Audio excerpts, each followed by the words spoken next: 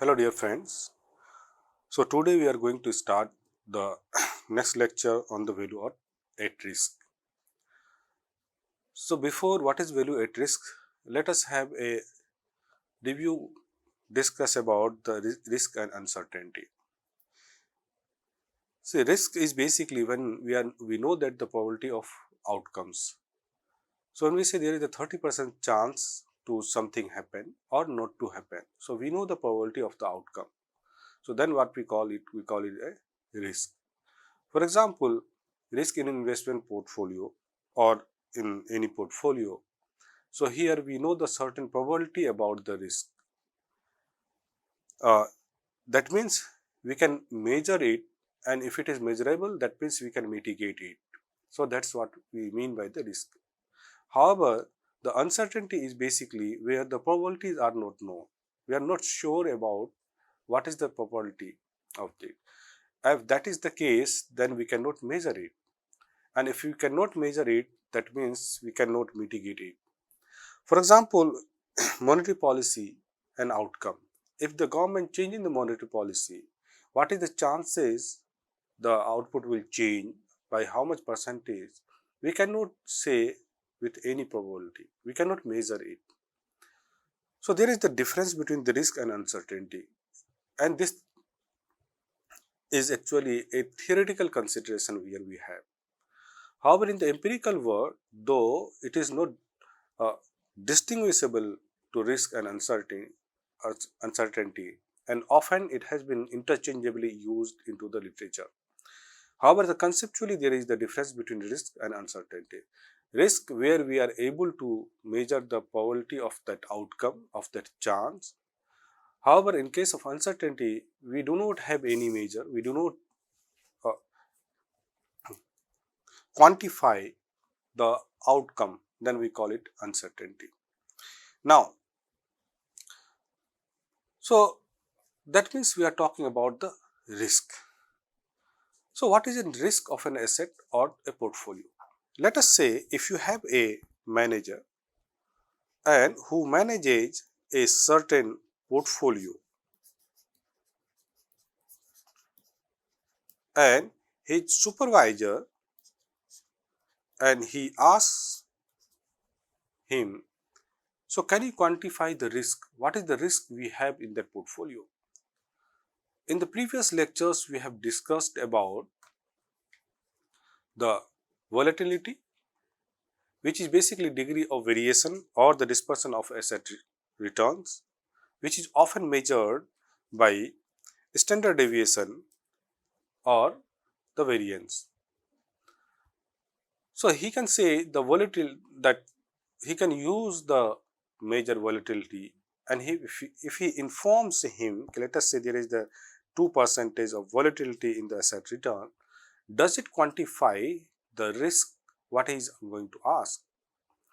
So the manager would ask, when you say the 2% variability is there or the variance is there, so does it mean that we are going to lose 2%, or does it mean we are going to gain 2%? Because volatility does not say about the gaining or losing. It says you may gain or you may lose. However, the manager is interested in that how much in worst case scenario we can lose. That means the volatility which we have discussed till now, it is not the appropriate measure when it is being asked that what is the chance that we are going to lose or how much we are going to lose in a particular portfolio. Let us say if we have another measure, that what we call the beta. So basically beta is nothing, assets risk relative to overall market. Again, it is also a measure of risk. However, it is related to the market risk, overall market risk. Again, here the overall market, when we, there are the two aspects we have to look at the beta. First aspect, when we say it is relative to overall market. So let us say if the portfolio manager says that there is the 4%, the value of beta in percentage term, let us say 4%, then again the boss may ask to the portfolio manager, so now tell me the quantify that because here if the market increases in relative to that, portfolio value will increase or decrease. So, first catch is here that it is relative to market, it does not quantify the risk. And again, when we say related to market, here also we are measuring the market risk in terms using the volatility, which means it may go up or it may go down. So, again that is we are not able to quantify using this two measure which we have discussed, volatility and beta, that exactly how much we are going to lose, in which basically the boss is interested to know. So, therefore, then the measure of value at risk comes into the picture. And another here, the systematic risk. So, we cannot diversify the systematic risk when we say about the beta, because it depends on the different factors which basically derives the overall market, which cannot be minimized by diversification. So, in nutshell, both these measures which we have discussed, volatility and beta, is not an appropriate measure to quantify the risk in terms of losing the value of the portfolio. And often the owner or the in the real world, we are concerned about that in the worst case scenario, how much we are going to lose. So, using these two measures which we have discussed throughout this course, we are not able to quantify that. So, in that case, then comes the concept value at risk. So, what is the value at risk? So, value at risk, often you might have heard the phrase, what is in name? Why we are concerned about the name? What we have kept name? But here in this case, it is very interesting. So, basically the name itself says the concept. So, what is its name? Name is the value at risk. So, value when we say of any portfolio is at risk. So, here when we say value, we are concerned about the value of a portfolio, and that particular value of that portfolio which is at risk. Here the risk basically we mean by losing the risk. It is not about upside or downside, it is always about the downside. So, that means we can say that the value at risk is basically the maximum amount that we can lose on a particular portfolio. So, on portfolio means the value of portfolio which we can lose, that is basically value at risk. So, that value of a portfolio which is at risk means risk of losing, going down. So, that is the value at risk. We can define here. Now, when we say value at risk, okay, this particular amount or this particular value we are going to lose, are we sure about that that particular value we can lose? No, we are not sure. We cannot say about the certainty. That means here we will talk about what is the probability of that loss, the amount which we are going to tell. So, here we are not certain. Let us say if we have a rupees 100 million S portfolio, let us say rupees 100 crore is the portfolio value, and value at risk, that means we are telling that the maximum amount we can lose is, let us say, rupees 10 crore. Now, can we say with the certainty we are going to lose at rupees 10 crore? No, we cannot say about the certainty. That means we have to say in terms of the probability. So, that is what is the probability of loss. So, let us say we can say the 95% probability is that we can lose rupees 1000 crore at worst case scenario. Now, again, over which period we are going to lose? Are we going to lose in one day? Are we going to lose in the 1 month? Or are we going to lose over a year? So, that means again we have to give the time horizon or the holding of the period on which we are going to lose. So, basically when we say value at risk, so we can say 95% value at risk over a 1 day. That means during the period of 1 day, so if the today is the value we have 100 crore, tomorrow maximum I can lose is rupees 10 crore and the losing chance is 95%. So, the maximum amount of losing of rupees 10 crore, tomorrow. So that's the basically we say value at risk. Therefore, we can define the value at risk that value to risk is a statistic that measures the maximum amount of possible loss within a firm or portfolio or position over a specific period of time. Or we can say we are X%, that is the probability, sure that we will not lose more than the particular amount in time t. So this is the other way to saying the value at risk, that we are X% sure that the maximum amount we can lose, we are going to lose rupees 10 crore during a period of 1 day or 1 month or over a particular period of time. So in a proper definition, we can define this value at risk in such a way that value at risk quantifies the maximum potential loss of a portfolio over a specific period of time for a given confidence level. That given confidence level is nothing, basically the probability we are giving that. So then we can summarize that what are the key elements we have in the value at risk. The key elements is that the holding period, over which period we are going to lose. Second, what is the confidence level we have. Third, what is the loss amount we have, how much max we are going to lose. So we can report like this, and the meaning of value at risk means risk of losing. So once we are risk of losing, that means if you have a distribution like this, so here we have the mean value, so we will be always left tail, that means always we will be losing here, not the right tail.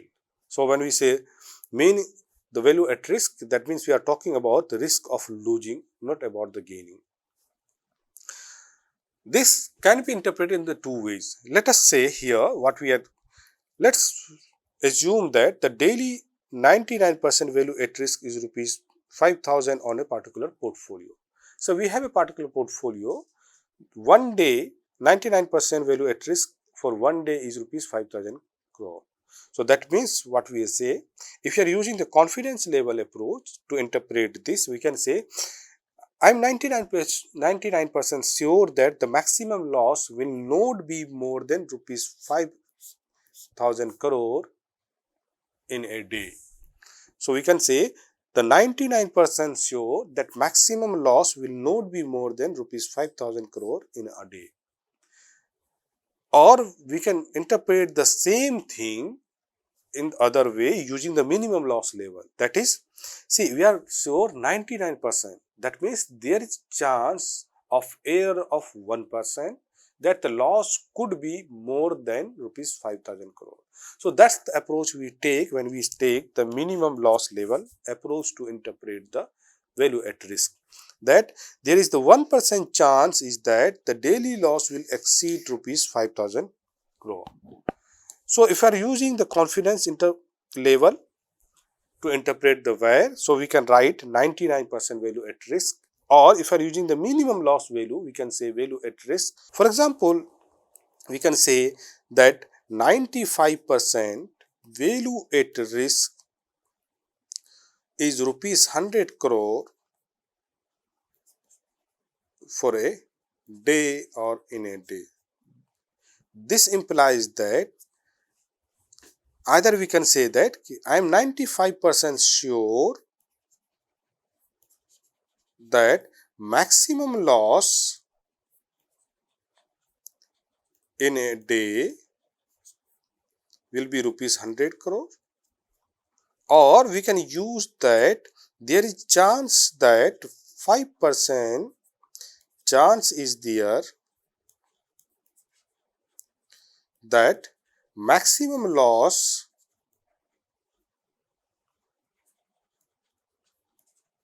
could be more than rupees 100 crore. So either we can interpret. So that's the concept of value at risk. In short, what we can say, value at risk measures the maximum potential loss of any portfolio in a given certain specific time with certain confidence interval or with certain probability. So that's what we mean by the value at risk. Because we are always concerned about the risk of losing, so it will be always a left tail if we have a distribution of the loss. Now the question is, why we are concerned of value at risk? We have discussed about the beta, we have discussed about the volatility, we have discussed about the covariance, we have discussed about till now the different models. Then why we are concerned with this major value at risk? The first thing, as we have discussed, we are not able to quantify the exact risk of losing either using the volatility or using the beta. So the first, for the risk quantification, we use this value at risk.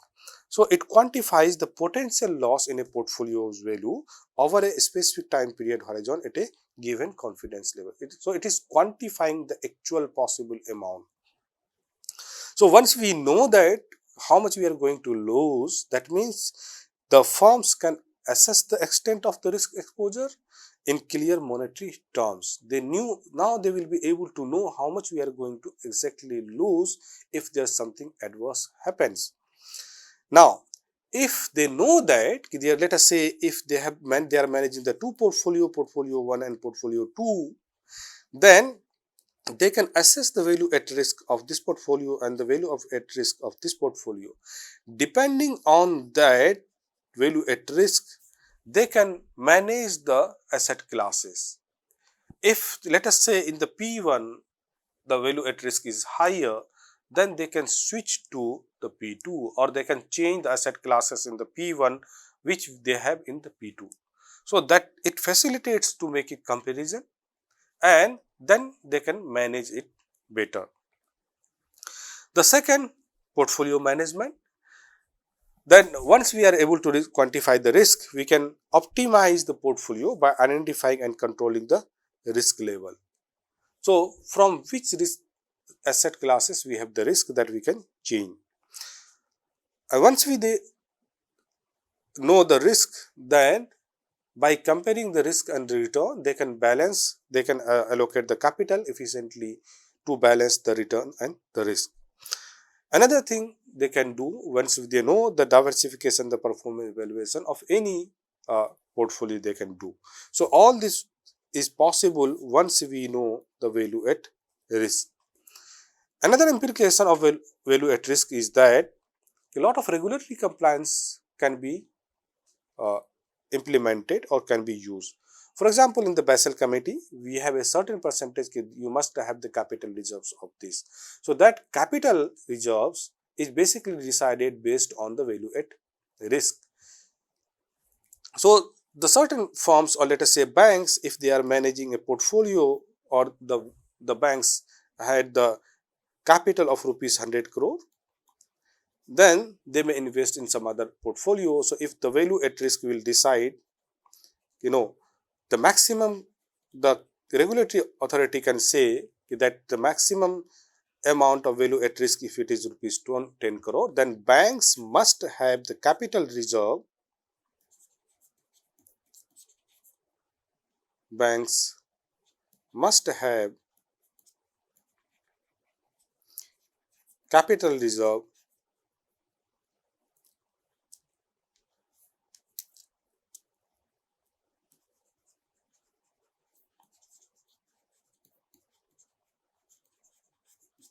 equivalent to the value at risk. So why it is important? If that much potential loss is there, and if they lose, they can manage that loss by using the reserve capital. So this capital reserves is basically can be maintained according to the value at risk. If there is the higher value at risk, then they have to have the higher capital reserves. So the regulatory compliance, they have to show that. The another thing now, it has been standardized the risk reporting. So there is the one single measure, and that measure is uniform across the different projects. So that's the standardized one measurement we have. The second, there is the transparency while using the value at risk. So, it also helps in the regulatory compliance. The another thing is it is also used for the stress testing and the decision making. Already we have talked about what is the stress testing. Stress testing is basically we see the performance, we evaluate the performance of a particular portfolio or asset in a most possible extreme scenario. Though it may not happen, but we can see if it happens, if it is plausible, then what will be the performance of that particular portfolio or asset or the valuation of a particular company. So, that can be possible doing the value at risk, because we know that if the value at risk is, let us say, rupees 100 crore, then we can have the different scenarios. Let us say changing the confidence interval, we can see how much this rupees 100 crore can fluctuate. If the portfolio value is changing, how much it will change. If I am changing the holding period, how much there will be change. So, based on the different scenario, we can calculate the value at risk. So, it can show how the portfolio will perform into the certain extreme situations. And if you know that, we will be able to make the preparation, make the adjustments of that. Similarly, we can take the strategic decisions. The firms can take the strategic decision in which project they should invest, in which project they should not invest, in which kind of project or assets they should invest longer, and in which they should asset for the short term. So, this value at risk can help to take those certain decisions when we know about the value at risk. So, these are the certain areas where we use the value at risk, where or the firms or the companies they uh, take the help of value at risk to manage this or perform these certain tasks.